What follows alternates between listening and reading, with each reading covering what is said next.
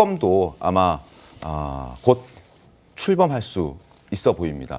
그렇다면 민주당이 특검을 수용했기 때문에 출범할 수 있는 상황이 됐는데요.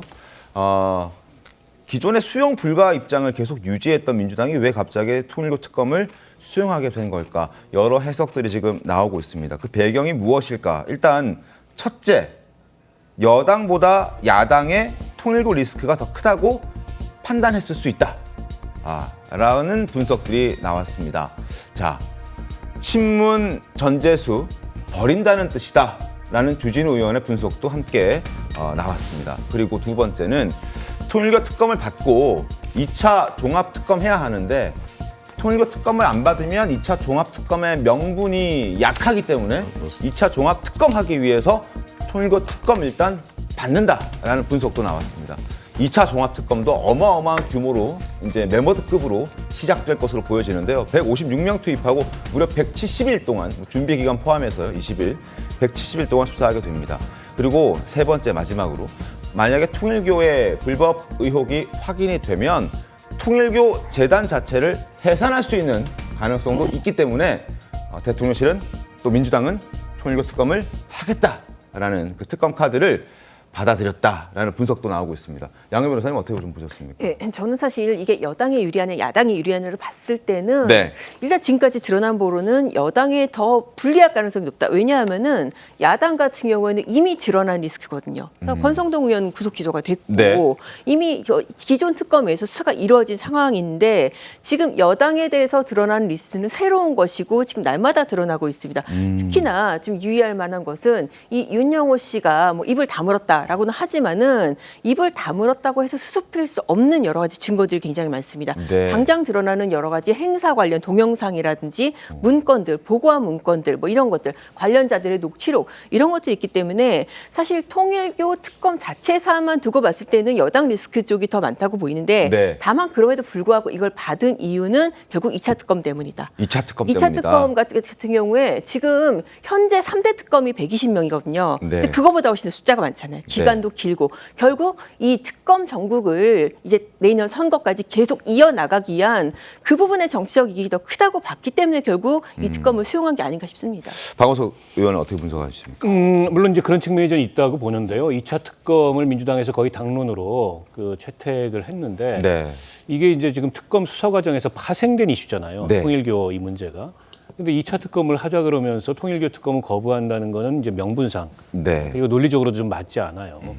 때문에 2차 특검 관철시키기 위해서 한편으로 이제 통일교 특검을 수용한다. 이런 판단도 있었을 거라고 보고 네. 저는 가장 주요했던 게 여론이라고 봅니다. 여론. 네, 지난주 여론을 보니까 민주당 지지층에서조차 차제의 정치개혁 차원에서 이런 정교 유착이나 이런 문제는 털고 가야 된다. 이런 네. 여론이 높은 거예요.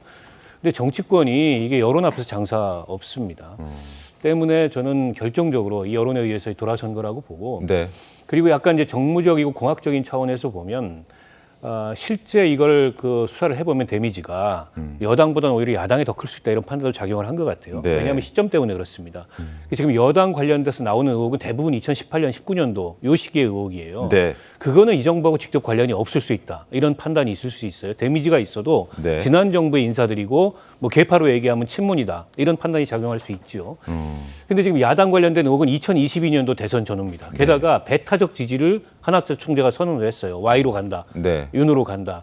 때문에 권성동 정도가 아닐 수 있다. 이걸 열면은. 네. 그리고 지금 벌써 야당 의원들도 많이 천정군 가서 한학조 총재 직접 만나고 했다는 의혹이 제기가 되고 있잖아요. 네. 네. 제대로 답변을 못 해요, 지금 야당 네. 의원들이 그에 대해서.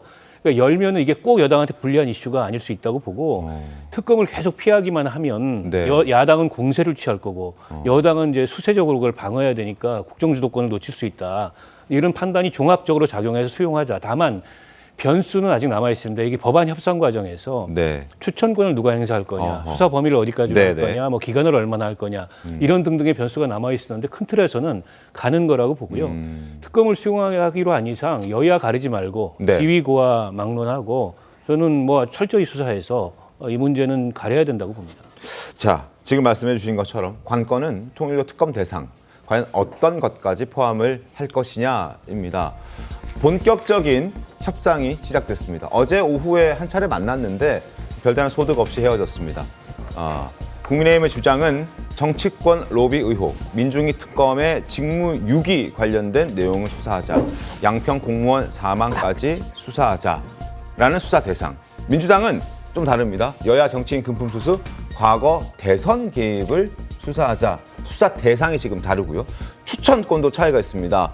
법원 행정처에서 그러니까 제3자 정치권이 아닌 다른 곳에서 2명을 추천하자. 그리고 대통령이 1명을 임명하자라는 것이고 민주당은 아닙니다. 여야가 1명씩 추천하자.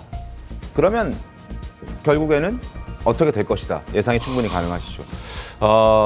추천권과 수사 대상을 놓고 본격적인 줄다리기가 시작된 겁니다. 일각에서는 지금 개혁신당도 마찬가지고요. 국민의힘도 우려하고 있는 게 있습니다. 이렇게 전격적인 수용을 하고 나섰기 때문에 의심스러운 겁니다.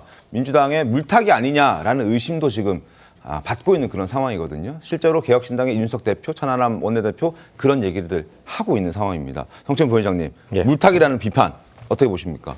아닙니다. 네. 아닙니까? 아까 많은 분들이 말씀해 주신 것처럼 여론 때문에 여론이 전 가장 크게 작용했다고 보거든요. 네. 만약에 여론 때문에 특검을 수용하기로 했는데 또 여론에 악영향을 끼칠 수 있는 물타기를 한다. 그러니까 지연을 한다. 네. 계속 이것 때문에 안 한다. 이것 때문에 안 한다. 더하면은 결국 여론이 질타를 받게 될 거예요. 그렇기 네. 때문에 물타기 하기는 어렵다고 보고 다만 지금 특검 관련된 지금 이견이 딱 나왔잖아요. 근데 이 그 수사 대상 그리고 추천 이 두 가지인데 저는 수사 대상에 있어서는 국민의힘의 명분이 떨어진다고 봅니다. 사실상 저 내용은 통일교 특검이 아니라 특검을 특검하자, 민중기 특검을 특검하자는 내용이나 다름없거든요. 그렇기 네. 때문에 저는 그 부분에 있어서는 민주당 안으로 갈 가능성이 높은데 대신에 특검 추천에 있어서는 민주당 안이 아닌 국민의힘이 말하는 제3자 추천으로 갈 가능성이 저는 높다고 봅니다. 네. 아무래도 여당, 민주당을 향해서도 있고 국민의힘도 향해서도 있잖아요. 맞습니다. 그러니까 사실 국민의힘이 개혁신당하고 합의할 때도 국민의힘 추천 넣으려고 하다가 계속 개혁신당에서 아니 당사자가 있는데 왜 넣냐. 네네. 제3자 추천을 갔던 거잖아요. 그런 것처럼 저희 당도 결국 추천과 관련돼서는 개혁신당, 그러니까 제3자 추천, 개혁신당이 아니게 되겠죠. 제3자 네. 추천안을